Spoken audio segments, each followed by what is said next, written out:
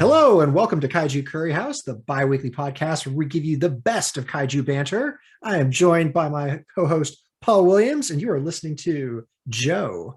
Tonight we are going to dig up a real relic. That is the Relic, and it is a 90s creature book and horror film. It has the best of a lot of things in it, including a great Stan Winston creature. But before we get to that, Paul, what have kaiju been up to? I've been up to a fair amount, actually, I'll say. So last episode, we talked about Kaiju Ramen, Volume 1. So that's now been successfully funded. As it would be. It's awesome. It would be. And I'm happy to say that I'm a backer, so I look forward to receiving Good that. on you, sir. Catching up on the year's worth of ramen that I've missed. So that's very good. I watched The Iron Giant. I know I watched 20 minutes or so before we recorded the episode, but I've watched all of it now. You're such a procrastinator, Paul. I just had to finish it. So let's say how my family reacted. My eldest, I wouldn't say hated it, but he was just like, yeah, after 5 minutes, he was just bored, did not care. My youngest liked some parts or looked up at certain bits, not during the action, but more the child bits when the kid was playing. And he was very sad when the deer gets shot and it's died. He just kind of looked up and was like, die? Like, yeah, guns are bad. Killing deer on screen has been bad since Bambi's mom. Yeah, so obviously he's obviously an animal lover, and he didn't seem to care as much when the boy got injured, but when an animal gets hurt, it's just a human. There are plenty of those. That's it. Yeah, they aren't going extinct anytime soon, or are they? We'll hold off on that. But yeah, I mean, I feel I should have watched that film as a child, but as an adult, it was very well animated. It was a predictable story, but it was very cool when the robot shoots all his lasers and stuff. It was quite a tearjerker ending, I have to say. Even my wife tuned in for like the last 20-30 minutes and she was crying. She was like, I haven't even seen the rest of this film, but it's so sad. I know, but it ends on a better note. Like, I just like every time like you hear Superman, and I'm just like, no. Yeah. But yeah, she's just like, but hang on, the army have handed him this screw, which she obviously didn't understand the purpose, because she hadn't seen the start of it. But she's like, that's the only part they could find, and yet there's these giant legs walking somewhere in the Antarctic. How do they? They're moving. They are moving. And the army didn't see that. But yeah, but no, it's a good film. It's a great film. As I say, my eldest didn't like it. I'm wondering a few more years if my youngest watch it again, but I enjoyed it. It's another one of those wholesome films. Yeah, like you can drag that out once a year and just be quite content with it. I mean, you don't have to watch it even every other year, but it's one of those ones you can reliably go back to. So no, it's not something I've put on all the time, but I think I'll try it again in a few years and just say, give that a try, see what you think. Yeah. Also, one of your presents, Joe, I finally started reading The Land That Time Forgot. How are you enjoying that? I'm finding it a little bit difficult at times. I think because it's just over 100 years old, some of the language is just a little bit obviously older. It's of the time. It's not putting me off as such, but it was a bit distracting. I've just kind of got to adjust to certain terms and things. And the whole, it's like there's the woman in it, LaRue, she can't do anything because she's a woman. It's just kind of, it's that sort of thing. She does later on in the other books. It's interesting because like Tyler takes the main, standpoint because it's written from a man's perspective. However, there are 3 books kind of in the trilogy: The Land, the People, and it goes on. But so is this the trilogy that you sent me, or is this just the first in the? It's just the first. The first, right? Okay. The first and arguably the best of the trilogy, but yeah, it is neat. It is neat. And there's one sailor that does not speak very good English, and it was annoying me trying to read what he was actually saying. Have you gotten across that the Germans and the Brits are not getting along? Not getting along? Is that an understatement? When would they ever get along? Nowadays? Well, sorry, yeah, but I mean, during this time, I mean, it's. I love the amount of time they put into the setting of this, him just being on a boat that's then torpedoed by the Nazis, and then it's just Yeah, it's good. It's good. I like the setting. They aren't even Nazis. Sorry, so they're just are they? Yeah, they're just actually. What year was this? Oh no, it wasn't. Yeah, no, this is just yeah. This is early days. Just Germans just shooting people, just shooting civilians on a boat. It's a very naughty thing to do. Yeah, sure. But they have to band together and pull their resources. Of course they do. The land that time forgot. And I feel it's slightly. I mean, it says that it's illustrated, and when it says illustrated, it means there's like a picture that's like a quarter of a page, and that you kind of have to squint to see what the image is actually of. I could have gotten you the graphic novel, Paul, but I felt like I felt like that would have been cheating. I think they should have just done it without those little pictures. I'm guessing that was what they have on the original print in like whenever it was 1911. This is definitely like a pulp novel. For those of you who are just listening along with us, Paul has shown. I mean, it's not even arguably. It is a small picture. It's a very small. It's I'd say 1 by 2 inches. It's a small picture. So for when it says illustrated edition, you're like, thought there might have been a full page print. Yeah, once they reach the island, continent, whatever as you say, it is quite a bit more fun. While they were on the submarine, it got a little bit back and forth tedious for me. But the second that there were large, dangerous, scaly things, I was back in. So I'm quite interested in that back and forth, and having the Germans does make it real and stuff. That's it. They put a lot of time into setting the scene. I like that. I'm not gonna. I say it's fine. I just look forward to reading all of it, because there are 3 chapters in it, or 3 parts in it, which made me think it was the trilogy. I think the trilogy is a little bit longer, but I forgot which one I've gotten it. But the cover just says The Land of Time Forgot. It doesn't have the other novels on the cover. So there we go. Yeah. Well, I suppose when I get into the others, I'll let you know what it is. I also watched the film Dune, or June, however you want to say it. The new one. Yeah, the new one. I haven't seen it yet, but I've obviously read the book. So anything that could have happened, I know what would happen. So feel free to spoil away. I didn't read the book, and to be honest, I didn't like the film. It felt like I just been dumped into this world. Someday, dear listeners, Paul will read a book before he sees the film, and he will be a good person for doing that. I did that with Ready Player One. I think that's the only time that I'd actually read a book before the film came out. Usually I watch the film and they go, oh, I really like that film. I'll put the effort into reading the book, because that's going to take a lot longer than 2 hours or so. Mm-hmm. That's going to take me like 2 weeks or months, knowing me. Yeah, well, I've decided to punish myself by reading the Silmarillion before the Amazon series comes out for Lord of the Rings. Oh, yes, you like the rings, don't you? I'm a Lord of the Rings fanatic. I love it. But the Silmarillion, for those of you who have not tried to take that book on, that is for some advanced willpower readers right there. So is that bigger than the Lord of the Rings or the Hobbit, or? It's not how big the size. Is this book? It's not the size, Paul. But I'll tell you what. I will send you an audiobook, and we'll see if you can take 5 minutes before you're lost. It's just like, wait, what now? What? Who's doing a song? Huh? Anyways, we get off topic. We digress again. Get off topic, yeah. And the one last thing, which isn't, it's there's kaiju in Fortnite, Joe. Just to throw it out there. They've brought creatures into it now, and they're massive beasts. They're 6-legged, almost dragon-like, but without wings. It's a drake. Is that what they would be called? It feels like I was watching How to Train Your Dragon, but they were massive and didn't have wings. That's a sort of chunky look with big spiky teeth and glowing eyes. It was kind of cool. Just thought I'd throw that out there. Cool. But anyway, Joe, I've waffled on for a change. How about you tell me, what have Kaiju been up to? So I've been up to a few things. I don't know if I mentioned it last episode, but I did watch Book of Boba Fett. Oh, you watched that now? Excellent. Yeah, I saw the Ray Harryhausen tribute. That was awesome. I have spoilers, folks. Sorry, this is a series that's still coming out, but there is a young Rancor. I really dug that. That was a practical effect. That was cool. What else have I been up to? I just said I've been reading the Silmarillion. Why did Joe pick this up? Well, he wants to get ahead of the Amazon series, and he hasn't read it in a while. But the other thing is when I read it This is early teenage years when the films were coming out by Peter Jackson.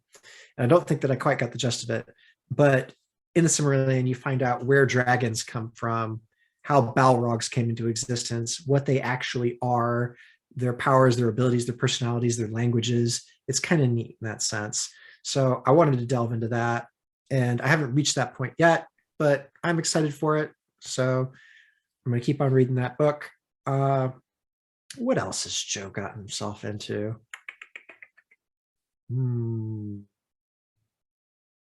Not too terribly much else, because Joe's been a good little boy and he has been doing his job and studying and basically just keeping up with like the dad tasks. But yeah, it's been a busy couple of weeks and just been getting into it. I did, however, I just noticed this today, that SH Monster Arts have dropped a Godzilla Singular Point Rodan figure. Yeah, how's that look? I don't normally go for the SH figure arts, but the thing is, you can fold up its wings so that it looks like they're folded up in the show, and you can unfold them and it looks like it's flying like in the show, which I thought cool. was a very clever bit of articulation. I have to hand it to them in that case, because that's not something I have really seen pulled off on any other figure to date. So kudos. I respect that. I also saw. Are you going to get it, or just you just admire it? No, okay. No, I mean, if I was going to get a Singular Point Rodan, it would be like the awesome jet black, like beamy version from like the very end that Godzilla like blew away in 5 seconds. Okay. That one looked cool, but no, the regular version doesn't have that much appeal, but it is neat, and it comes with like a lot of little Rodans flying around it, which was also a nice touch. Yeah, like I think that like people have hummed and hawed enough about like bring back like the accessories. We want to see some cool articulation points. We want to see some new sculpts. I feel like they're listening now, and that's really cool. In terms of other new merch that I've seen, I saw an X Plus Defo Real 1998 Godzilla with a night color scheme. Yeah, I saw that. Don't laugh. I thought it actually looked pretty cool, but okay. That's neat. And then there was also a Jet Jaguar Defo Reel that lit up as well. That's cool. Which shame Alex isn't here, because we totally get his opinion on that. But oh, also, while we're speaking about it, I noticed the Spiral Studio Queen Muto figure. I saw that on my Instagram. It looks amazing. I will never be able to afford it. Yeah, but it looks. That's why it looks amazing.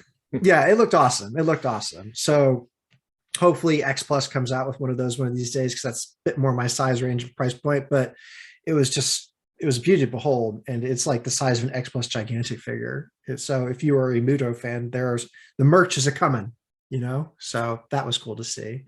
But yeah, there's just been like a lot of neat developments going on the last few weeks, just in merchandise alone, and it's cool. I've enjoyed that. Yeah, that's what we like. Yeah. So shall we get on to our news segment, Paul? Oh, go on then. Oh yeah, go on then. Go on.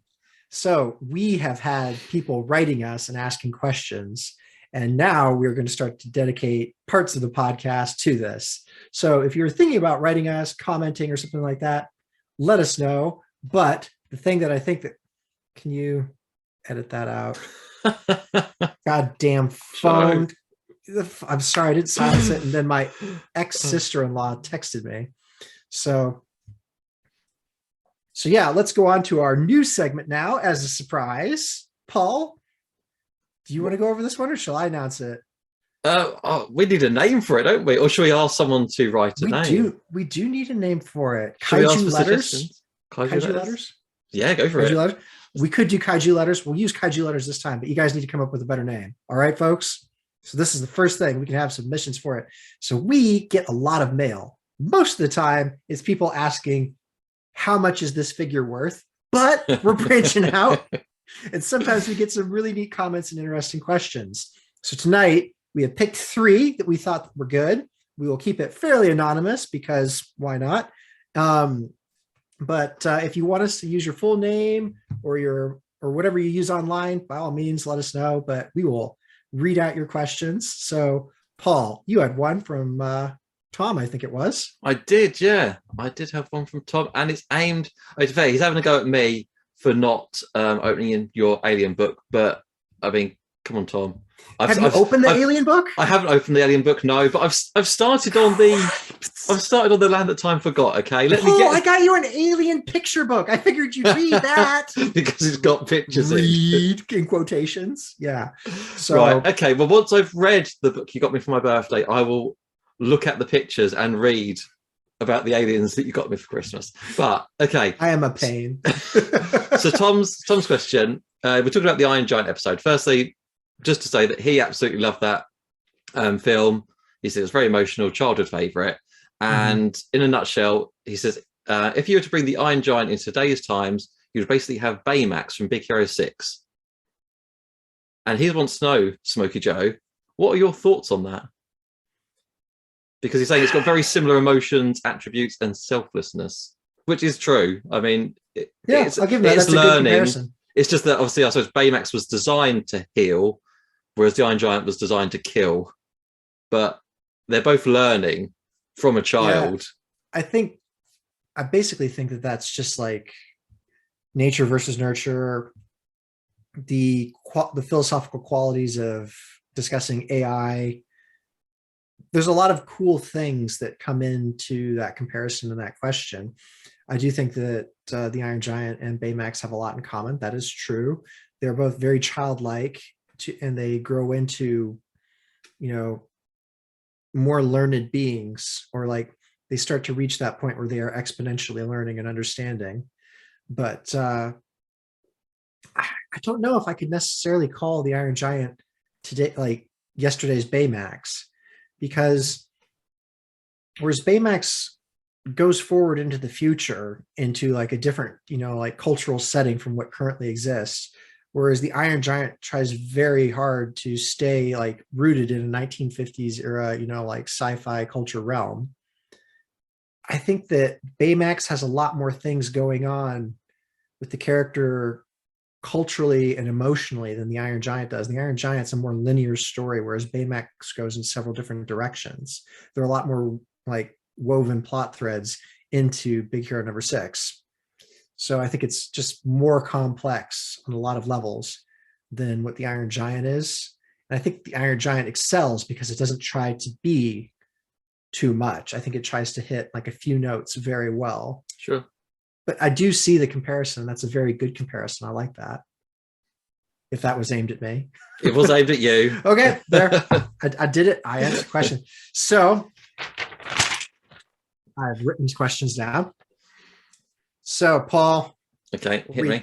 We'll read Nick's question out. So Nick asked, guys, who would win? Gwangi from the Valley of Gwangi by Ray Harryhausen, or Rexy, aka Roberta, from Jurassic Park? Rexy. Rexy? Yeah. Just because I like Jurassic Park more. Just you and your modern special effects fetish. Yeah. Don't go looking up what a fetish is, children. Don't do that. Ask your parents. Don't tell them you got it from this podcast. Ooh. I mean, the thing is Gwangi's quite small, isn't in comparison? No, Gwangi's huge. So like, yeah. Gwangi straight up tussled with an elephant. Elephants are pretty massive. Okay, yeah. Actually, ooh, I don't know. He might be about the same size as Rexy. Yeah. Presuming, yeah, Gwangi was kind of said as a he, wasn't he? Well, you see, the thing is that Gwangi, he does like have his tail hitting the ground. He is like a tripod arrangement, He's one of those old school dinosaurs where they drag their tails. So he has a lot of stability. Oh. So you're actually thinking about this in a proper way. Oh, I'm sorry. This is how I bet on things. I just like the names and stuff. I just want to know how Rexy would do versus a bunch of cowboys. I feel like that would be the deciding factor. I'd say he would definitely beat them. I don't know how. Does a bullet pierce their skin? I think Rexy would probably win that one when I think about it, because like because Rexy's taken on like a bunch of raptors. Rexy took on the Indominus Rex. Okay, right. We're going by the history of Rexy there. Rexy's Okay. got some feats booked in. I'd have to give it to Rexy in that case. I guess it would also kind of depend like where in Rexy's career we're at too. But Gwangi only had the solo film.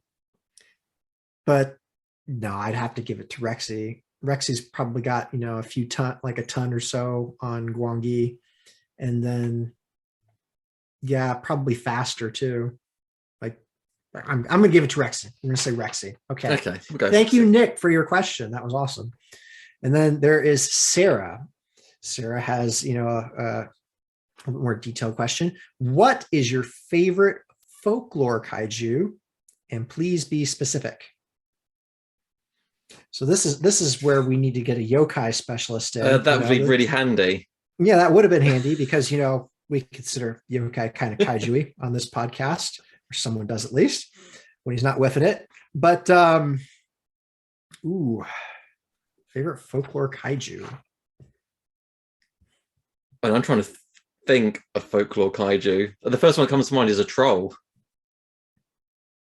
Well, I'm going to try and be specific. So where I'm from in southern, well, not where I'm from, okay. where I last lived in southern Illinois, there was previously a pictograph on a cliff of a dragon-like creature called a Pisa bird.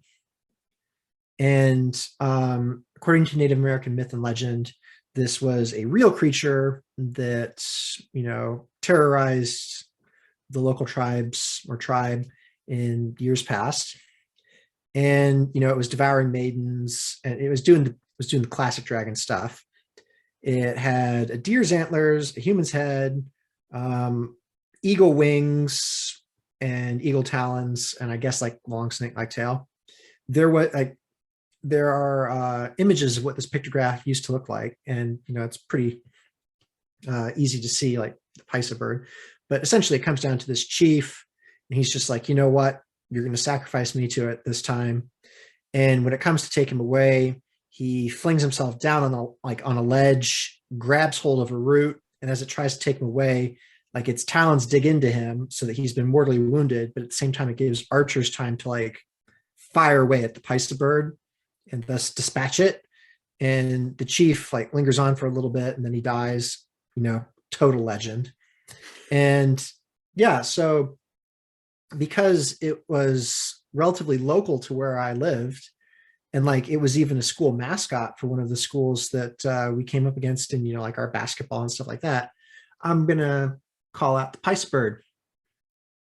Thought that was pretty neat. Okay, that's very specific, Joe. Well, she asked for specific. Well done. So Sarah, I hope that meets your criteria. And Paul likes trolls. I like. Well, that's the first thing that came to mind. Are we talking about online trolls? Are we talking about frozen trolls? Okay, let's talk about troll hunter trolls. I'm changing it now. Medusa from Clash of Titans, because that's just a classic image. That is, I suppose it's folklore, isn't it? It's classed as that because it's Greek mythology. Yeah, I think that's actually a really good topic for another day. Like if I could research that and see what European folklore creatures there are as well and stuff like that. Cool, so Vince, but you're going with Ray Harryhausen Hydra. I'm going to go with Ray Harryhausen's, but I think that's a great question, Sarah, and I think I'm going to look into that a bit more. Cool beans.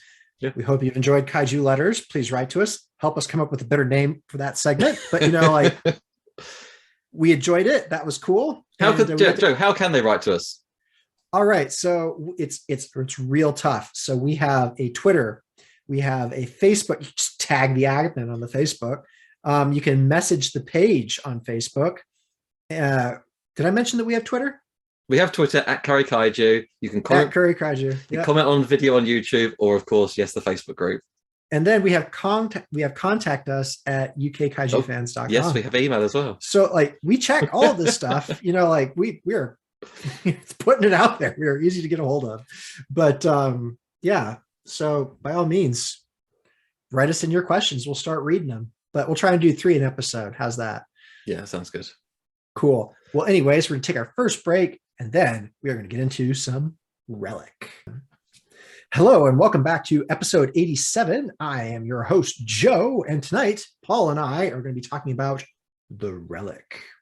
Now, originally, this was a book released by Tor Press in 1995. So, good old 90s book, kind of like Jurassic Park and the like. It was written by Douglas Preston and Lincoln Child, and I have my good old dog-eared copy with me here tonight. It is over 450 pages long, so it is a chunk of a book. And I think it is great. It even says on the front cover, far above Crichton's Jurassic Park by Booklist. Those are fighting words right there. And you know what? It does do a darn good job, I will say.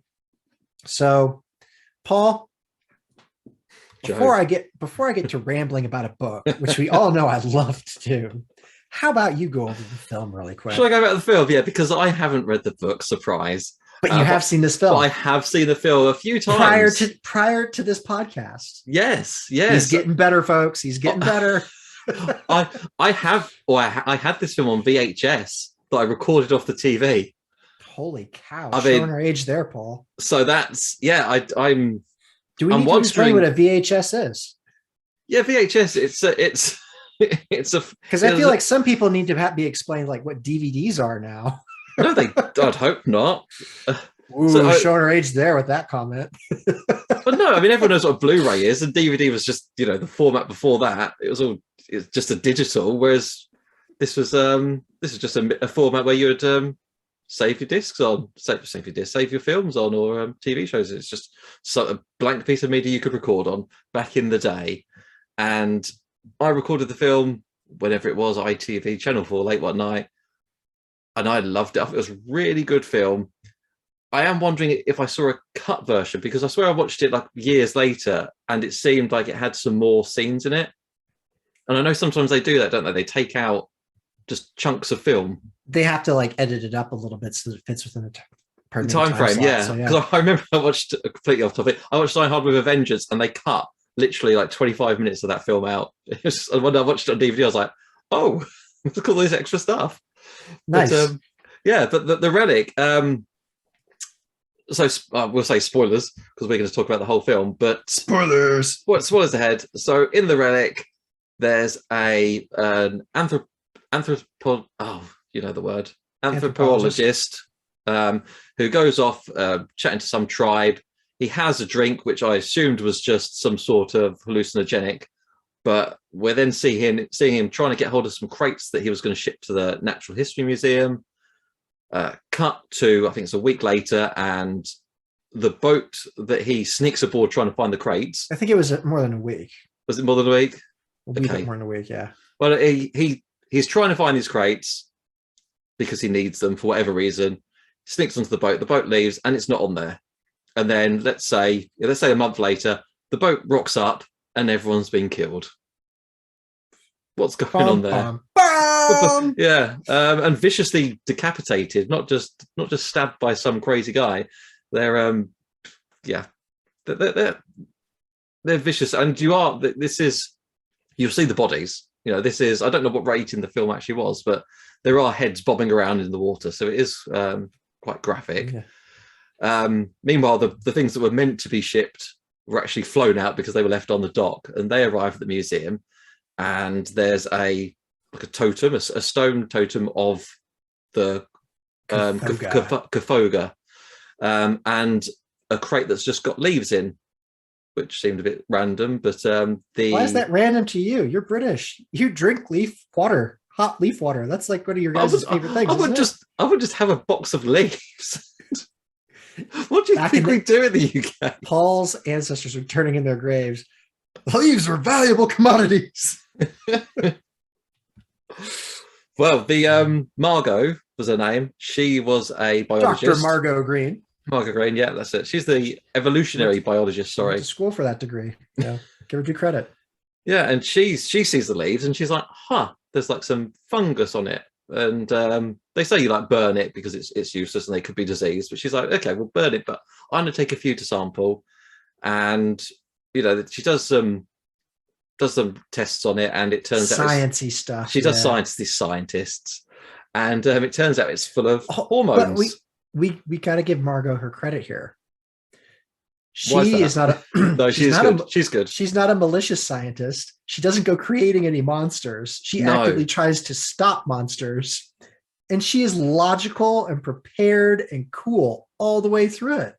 she is. Because she's like the shared lead, isn't it? She dispatches the monster in this film. She does. She is the single-handedly smart scientist who takes on a creature, and we've got the second lead character's a superstitious detective who's trying Lieutenant to figure DeGoza. out. Yeah, Lieutenant DeGoza is trying to find out why all these bodies have been decapitated on a boat, and and then what the link is to the museum, because a security guard's decapitated at the museum, and it's just like, huh, that's strange. Has the killer gone from the boat to there?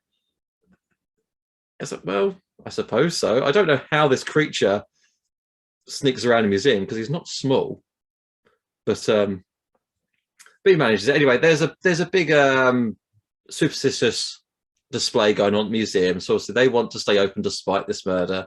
Everyone comes, the mayor comes, all the big names, and as you're gonna guess, things go horribly wrong in the museum. And the creature, who actually turns out to be the anthropologist from the start, who I don't know how to, he explains this to me actually, Joe. He drinks something, and that mutates him into a creature.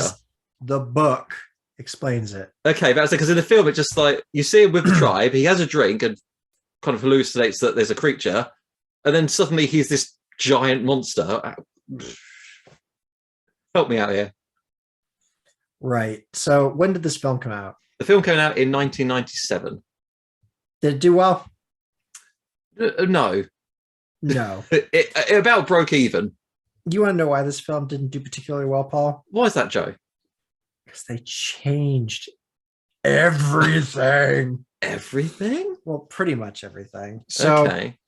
The book is well written, and it's a thriller, and it documents its logic pretty well. It ties up a lot of loose ends, and it's a slow burner. It's really good in that sense. So the book, you don't find out until much later about the anthropologist that went to South America. So in the book, it's called the Mubwan. Like the creature's called the Mubwan. And you find out kind of in the epilogue of the book. And if you want to read the book, please do. Please stop this podcast right now and read this book so that you can get the appropriate surprises, because it is a wonderful book. It comes very highly recommended by the Joe. So again, we're going to start full spoilers here. I'm going to ruin every surprise from the get-go. 3, 2, 1. So the Mubwan is this creature that this very isolated tribe in South America is able to conjure up by brewing these leaves and letting someone drink it. And that person then becomes this creature.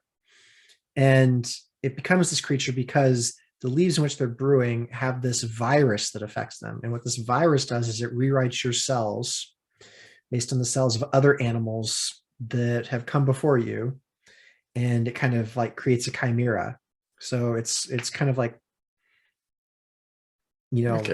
different animal parts all thrown together. Well, that's it. Because in the film, they specify, this has got a lot of gecko DNA in it, which is why it turns into a reptilian. That is just like a huge thing that they threw in to like justify a couple of really cool effect shots that they wanted to do. But in the book, so the person who this tribe wants to turn into this vicious monster to like combat like a logging company or another tribe is the anthropologist, because they don't want to sacrifice one of their own. And he's just this dumb, unwitting, guy that comes in and they're like, here, have this leaf water. No one else is drinking it, but we thought you might like it. Anyway, he gets infected by this virus. Now, the metabolic changes and the metamorphosis that he has to undergo require some very specific hormones and stuff that you can only really find in the human hypothalamus at any like real levels, other than these leaves, which are chock full of it. Yeah. So without real knowledge to where these leaves are, he starts going after human hypothalamuses. And the thing is he's a doctor of anthropology, and he doesn't really lose a lot of his intelligence. Oh, that's good. Okay. I mean, like, to say that he's kind of in a fog would probably be true. But if you can imagine the wolf man with a bit more sentience, yeah, like that's kind of where we're at. But how he gets to the museum is understandable, because in the book, it's the New York Museum of Natural History, not the Chicago Field. The Chicago Field Museum is where it takes place in the movie. Now, the New York Museum of Natural History is like, it goes so far underground. It's connected to so many different things. Like, there's so many sub basements and like sewer outages and stuff like that, going down into like all the places where they store the stuff that you don't see in the museum. So where the creature can hide during all this time and how it got in there, a person who was learned enough, say a doctor who worked at that museum and could figure it out, like how to get there from the docks and stuff, would be this guy. Like, New York's like abandoned subways, the sewer system, all this, like you can get around New York by it. And so he gets into the museum, and this is after he's offed everybody on the boat, on a big cargo vessel. Yeah. So he's gotten quite a bit of this juice to start his metamorphosis, and like time is going by. So slowly but surely, like, there start to be fatalities in the museum, and they're really cringy and they're really well written, and it's quite creepy in the book how they're written. It's great. So in the film, the bit with the janitor, that's it. There's just that. bathroom. Yeah, there's just that, isn't it? He's a security guard. He's having a bit of weed, and the creature just cuts his head off. That's all. That is one of the kills in the book that was done fairly faithfully in the movie. Okay. Virtually all the rest of it is just mishmash creature feature horror stuff. But in the book, like, that's one of like the least creepy kills, the least creepy encounters. Okay. But they did do that well, the guy that was having the joint. But yeah, so it proceeds like over some days, maybe a week, like how things are going. But one of my hugest gripes with the film is they left out Pendergast. So there's a detective, his name is Pendergast, as I just said, and he is arguably one of the main characters, if not the main character of this story. Oh. I would say there are three main characters. There's Margot, Degoza, and Pendergast. Margot is the real clever clogs, because she is finding out this stuff. She is having the encounters at the museum. She is seeing like her colleagues who she really likes, like oft.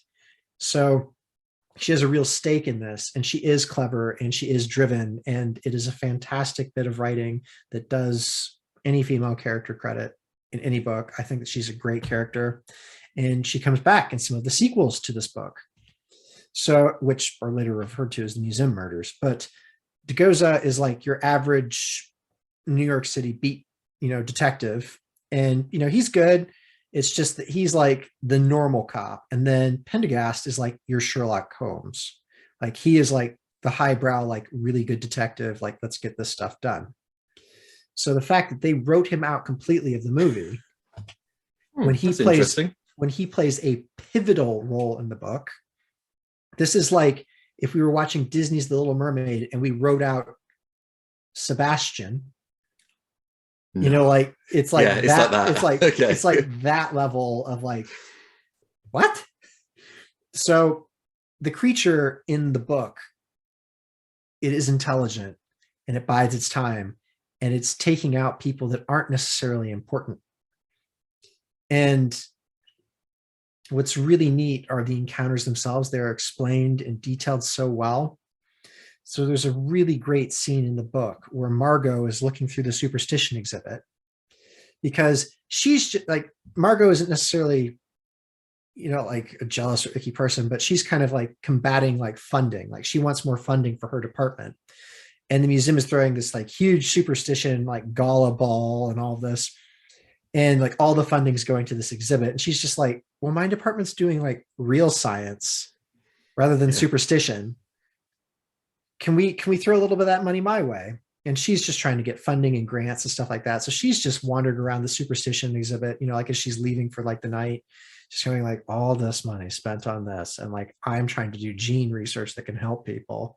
Meanwhile, people are looking at like these creepy swords and stuff like that, and like, don't walk under the ladder.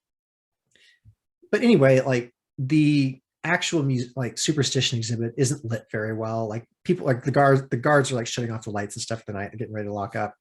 She's walking through, she kind of smells something, and like she knows, like she kind of gets this feeling she's not alone. She's looking around, and she's in like a dark room. And I don't know if you've ever had this, but like if you have been in like a pitch black room and like someone's in there with you, or like you can see like a black silhouette on black. I don't know, but hide and seek in the dark, stuff like that, things that I played in my childhood, you can see people in real, like a lot of darkness. You can feel that they're there. You can kind of see like their silhouette. Like if there's just enough light, you can get by.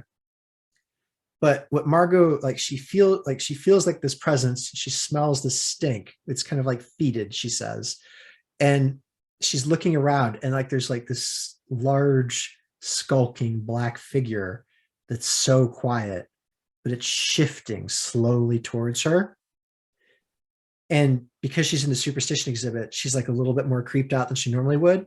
And she basically does the like, oh my gosh, I need to get out of this dark basement and climb up the stairs as fast as I can. Like that kind of mentality. We all have it, but she does it out of that room. And while I was reading that, I got that same feeling. It's just that incredible writing that's in this book. So it's interesting that that the creature's quiet, because in the film, it's very loud, very deep, a wheezing. Well, it does wheeze, but it's like when in that particular scene, like she turns around and it's kind of like there watching her, and starts to slink towards her.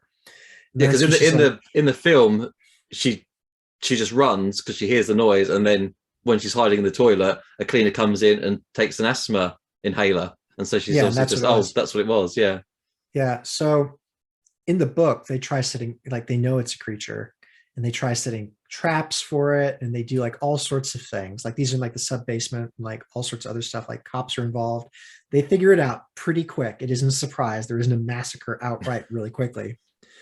But anywho, the creature itself. So Crash McCreary, who did a lot of stuff for Jurassic Park and a lot of wonderful things for Stan Winston, is responsible for the creature that you see on film. His talent aside, it is quite different from the creature that you see in the book. So to use two characters that we've already talked about in this podcast, the difference between the creature in the book and the creature you see on the screen is about as different as Rexy is to Gwangi. Okay. So in the book, we have like a primate upper torso, cranium, arms, and then like the back half is started to shift towards dinosaur with like bits of other, like thrown in. So we've got like human intelligence. It's starting to lose its sight. It smells really well. It's got talons. It's got like really thick hide, so it can take like a bullet. And it's just coming after people and going after their human hypothalamus, which is basically their brains. This is a brain-eating monster. I don't know how to say it. But the film does not do that creature justice, because it is quick. It is really stealthy. It is intelligent to no end. And in the film, it's just kind of like a creature. Like you barely get a glimpse of any intelligence with it. Yeah, that's it. I mean, there's a scene where it looks like it's recognized Margot, because it like kind of hesitates to kill and gives her a little lick with its tongue. But I suppose apart from not being found, there is no intelligence, is there? Or nothing that we would see. There's no traps that we can see it avoid. It's just literally a load of people turn up for a gala and it goes and eats them in a massive rampage, which is obviously for the film. Yeah. In the book, it figures out the trap while the trap is, going on, and then it leaves. Yeah. That sounds really cool. Not without causing like a lot of carnage. And then like the second time they try to throw a trap, it just doesn't buy it. So it's a great creature. Now, with regards to the gecko, I told you we'd come back to that. So in the movie, they wanted to have it crawling up walls Yeah, because that is a really cool scene. like a gecko. Yeah. So in the book, which written in 1995, this is just after Jurassic Park. I'm surprised that they went this route, but not everybody does as much research as Crichton does. So Douglas Preston, Lincoln Child, the justification for the gecko DNA in the creature when they run its like genetics is because of this virus that's putting in like all these chimera aspects. But what it basically is dinosaur DNA, but it's only like shreds of it that are left in the modern day gecko. Like that's how it's kind of explained, like these ancient reptilian traits. So that's why we see gecko DNA in it. But again, I would think that the concept of the creature in the book, which like, you know, in the movie, you have the SWAT teams rappelling off of these lines coming down to like save the citizens trapped in the museum. Well, in the book, like the creature's like swinging off of those lines and like clawing people in half, like midair, and like dispatching the whole SWAT team with like these acrobatics and these awesome moves. And in the movie, we just kind of had like this brute force lion beetle crocodile hybrid, and it doesn't Oh, have do you know that what? kind of. It still looks really cool in the film. I think the film's great. I really Well, enjoyed it. I couldn't enjoy the film after I read because I read the book first. Uh, I didn't even know there was a film See, I know I'm the other when I way read this around. I've book. seen the film. I had no idea there was a book until you've mentioned it. The Let book alone a is trilogy, or did you say was it a trilogy or just more than one? there's well more than one Okay. book. Basically, like this book, like Pendergast has like a whole series. Like there's a sequel to Relic called Reliquary, and it keeps on going, and Pendergast keeps like going after like more like this Moriarty character. But anyways, Relic was the Okay, first but one. yeah. Relic was the first one in this series. And the only reason I even knew about this is because one day I was just going into like the local bookseller because I didn't have Amazon back then, showing my age. And I was just like, I want something like Jurassic Park. You got anything? And the person at the bookshop was really cool. I was like, check this thing out. So picked up Relic, read it in a day Wow, because so because it was that good. And like I remember being like late at night and like having like some of the heebie-jeebies. It was the first book that gave me like heebie-jeebies. And I dare say if you pick up the book, you will encounter an entirely different story than what's in the movie. It is just that different. The locations are different. They've written out like main characters. Many of the scenes in the movie don't follow what's in the book. Like Dr. Frock, the guy in the wheelchair, yeah. dies in the movie, right? Yeah. Lives in the book. Okay. Like it's So, just I mean, stuff. that's similar. I mean, that's like Jurassic Park, isn't it? Yeah, Like John Hammond. Hammond dies in the book, but lives in the Yeah, film. yeah. Hammond wasn't a cool guy in the book. For everybody who feels sorry for Mr. Attenborough. Anyway, but the book is really incredible. I give it a hearty 2 thumbs up. Like it is one of my favorite reads. I actually sought out a first edition of this book because I was just so enamored with it. The movie, after I found out that there was a movie, I hunted it down. I watched it and I was just looking at it. It's like, Yeah, this isn't there what was I've read. there was effort, but this is a load of garbage. It's like if you watch Jurassic Park after having read the book, you realize, wow, they cut out 80% of the book. However, thank goodness for Steven Spielberg, he knows how to make a good film. So that was pretty, like Jurassic Park was really solid because it was groundbreaking, but some of the core elements were kept. And it was really watered down, but the core elements were kept. And it was a really fun ride. Relic, core elements were left out. It wasn't necessarily groundbreaking because you'd had Jurassic Park earlier. And it didn't have really any family aspects. It was a horror thriller book. And they kind of went like, I feel like a creature feature horror sci-fi route than anything. Yeah. I mean, they've taken the ideas, haven't they, from some ideas from the book and thought, well, what could we make this into into a blockbuster movie? Let's lose some of the smart stuff and just kind of speed it up. What Relic would best be fit as would be like a mini series. Yeah, as you were describing that, was describing the book, I was thinking that. If you made it into like, you don't necessarily have to go like Mandalorian level or something like that, but like if you had like 7 episodes to like map this book out, it would do really well and in that format, and it wouldn't require a huge budget because you need one creature, you need a museum set location, and museums are usually free to get into anyway, but like you can do a lot with that and you don't have to go over that, like well over budget. But again, it should have been a mini series, and I hope someday someone revisits that. So yeah, The Relic is a great book, but in concept on film, it doesn't do great. Now, what I can say that the film did do well, that Paul and I were looking at, was the practical effects. There you go. You love your practical effects. Because I'd say the CGI was a little bit ropey at times on this. A little bit. Especially when he was on fire.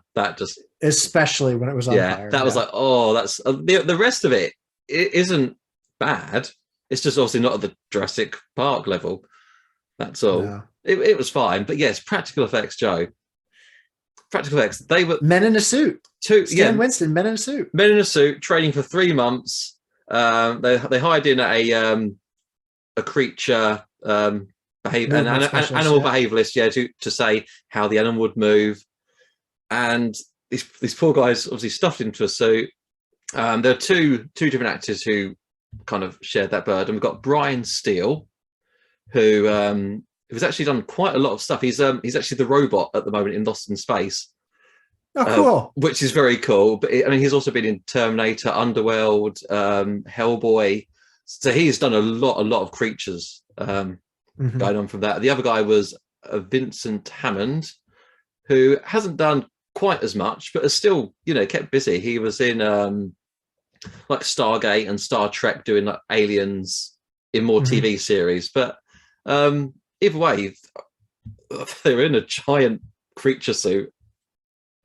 You can tell when it's them too. So because the forearms especially. So it's kind of like when folks do the gorillas these days, like they can make a really convincing looking gorilla suit. Yeah.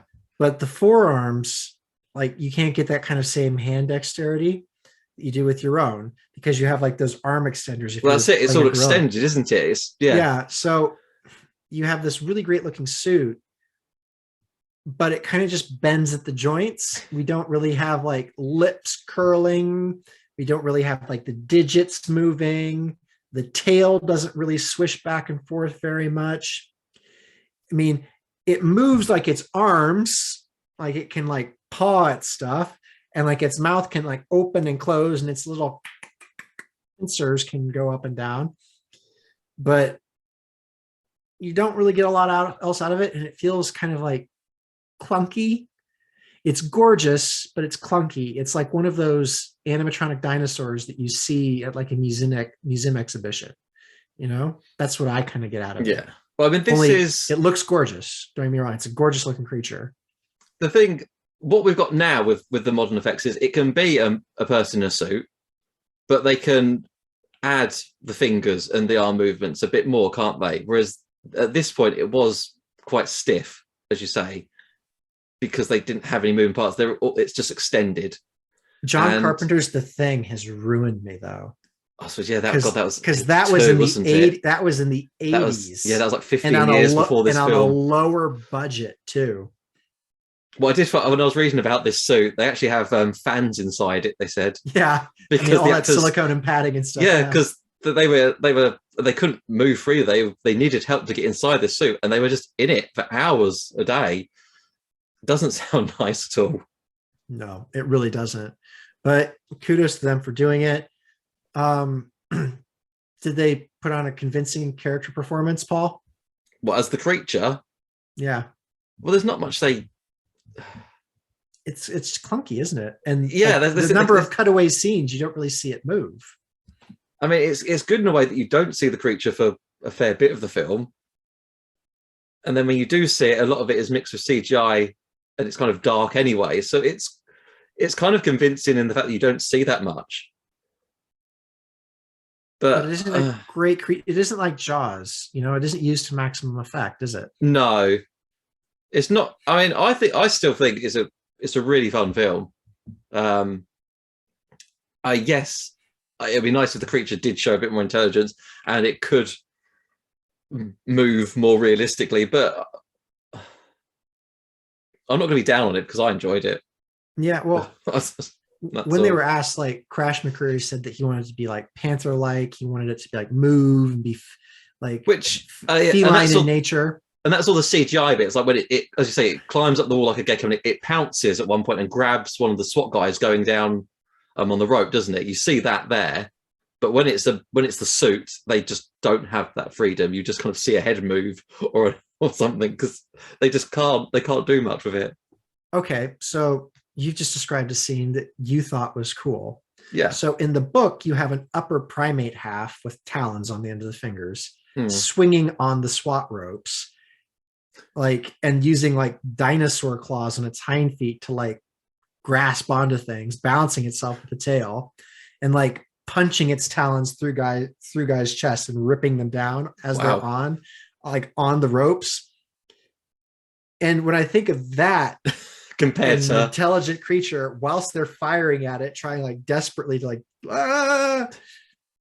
it's not as cool. No, when you put it like that, it's not as cool as a giant cat.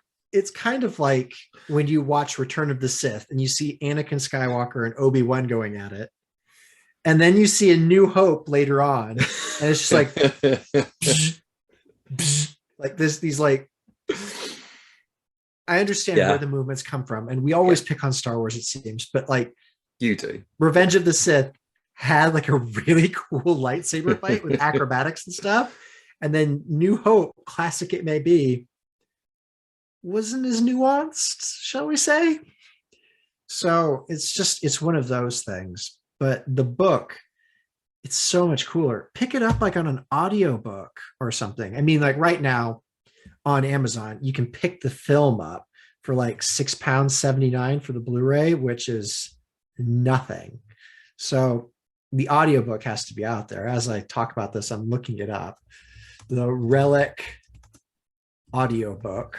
If you want to watch The Relic rather than read it, and have a fun night, it's available free on BBC iPlayer.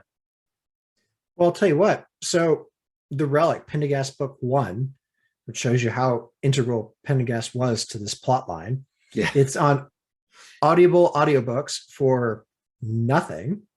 Oh, wow. And okay. Yeah, so you can read for free with an Audible trial. Oh, of course, yeah, the free trial, yeah.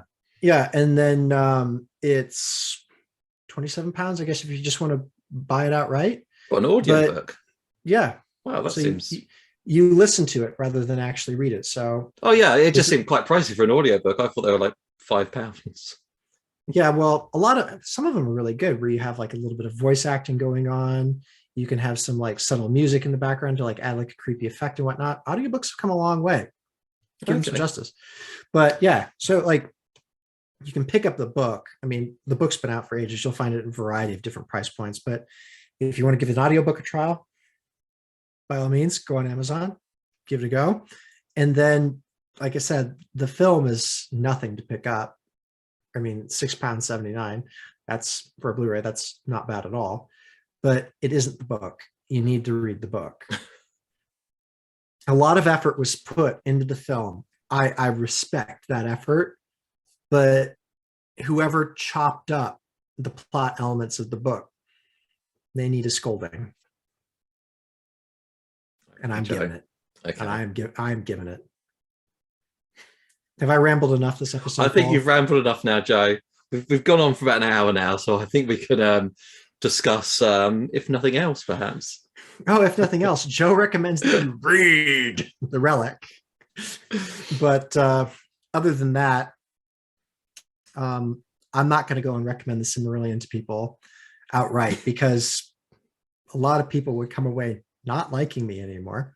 But I will say it's gotten me in kind of a Tolkien mood, and if you like dragons and large, dangerous, scaly things, you should read The Hobbit, which is a great, easy read. It's got some of my favorite lines ever written in it. And it's got a big honking dragon named Smog, so give it a go.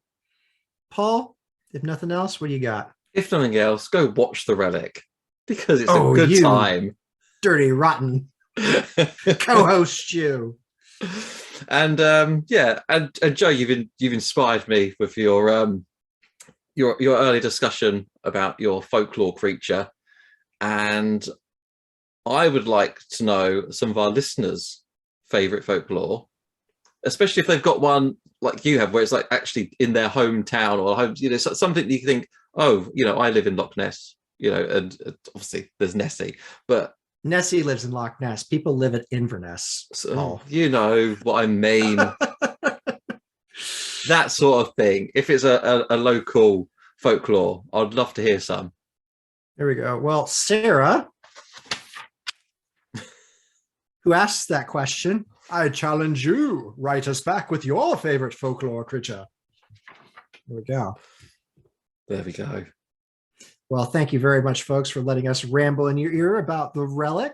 Please write us or get in contact with us so that you can be on Kaiju Letters, or please suggest a better name for that segment. We don't mind.